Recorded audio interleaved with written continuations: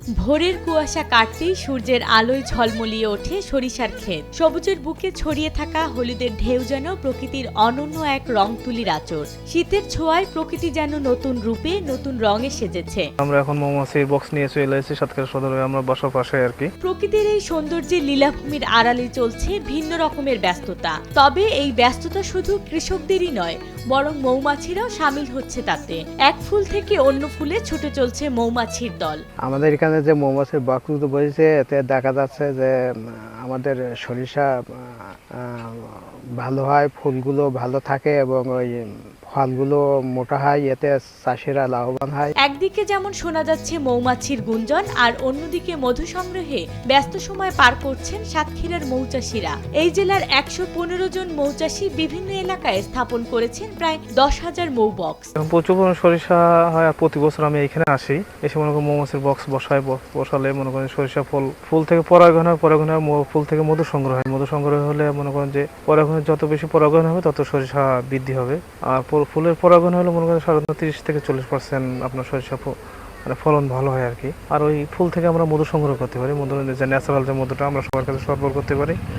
আর এই মধুটা সর্দি কাশির জন্য বাচ্চাদের জন্য খুব উপকারী আর কি। আর এই ব্যবসা শুরু করছি আমি ৮ বছর ধরে, ৮-৯ বছর ধরে। এখন এখান থেকে মনে করছি আলহামদুলিল্লাহ ভালো প্রফিট আসে। আর এই পুরো ব্যবসা করে আলহামদুলিল্লাহ খুব স্বাচ্ছন্দ্য বা খুব ভালো আছি আলহামদুলিল্লাহ। ফ্যামিলি সহ নিয়ে সবাই ভালো আছে। আর যারা বেকার যুবক আছে আলহামদুলিল্লাহ বলবো যে বেকার না থেকে যদি মৌমাছি ব্যবসা শুরু করে তাদের মনে করেন যে বেকারত্বটা দূর হবে আর কি।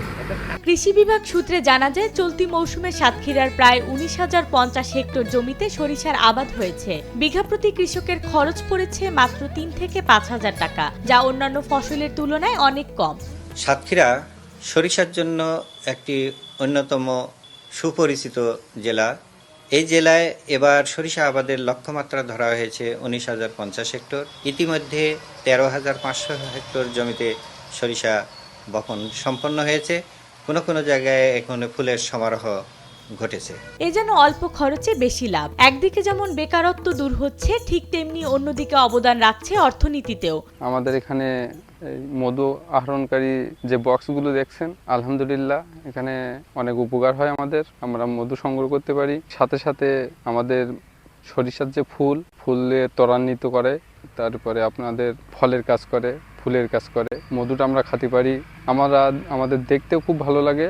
আলহামদুলিল্লাহ খুব ভালো লাগে আমাদের দেখতে। সাতক্ষীরা কৃষি সম্প্রসারণ অধিদপ্তরের কৃষিবিদ মোহাম্মদ সাইফুল ইসলাম সরিষা আবাদের বিভিন্ন গুরুত্বপূর্ণ দিক তুলে ধরেন। আশা করছি লক্ষ্যমাত্রা অর্জন হবে। এই সরিষা একটি মজার ফসল। এটা সরিষা যখন বৃদ্ধিকালীন সময় ঘন জায়গা থেকে এই সরিষা উঠিয়ে সবজি হিসেবে খাওয়া যায়। সরিষার জমিতে মধু আরেকটি উল্লেখযোগ্য ফসল। এবার আমরা আশা করছি ১১৫ জন কৃষক বসবেন, তাতে তারা যে মৌ বক্স বসাবেন ১০,০০০-এর উপরে। এবং লক্ষ্যমাত্রা আমরা গত বছর অর্জন করেছি ৫৭ মেট্রিক টন মধু। আমরা এইটাই লক্ষ্যমাত্রা ধরেছি, আশা করছি ৭০ মেট্রিক টনের অধিক উৎপাদন হবে।